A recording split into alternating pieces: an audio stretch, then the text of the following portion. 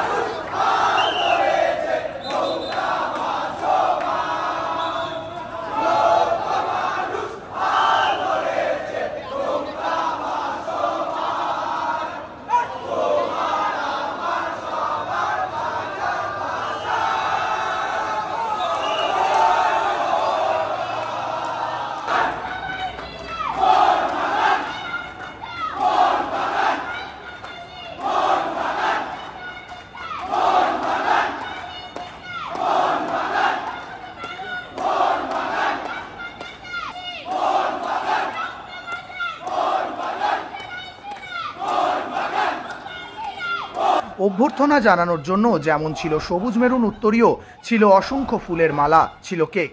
Jamie gate দিয়ে বেরোনোর সঙ্গে সঙ্গেই তাকে একবার ছুঁয়ে দেখার আকুতি ছিল সমর্থকদের মধ্যে। ছিল সেলফির আবদার। সমর্থকদের ভালোবাসার সমুদ্রের মধ্যে দিয়েই গাড়িতে গিয়ে ওঠেন এবার ভারতীয় ফুটবলের সব থেকে দামি ফুটবলার।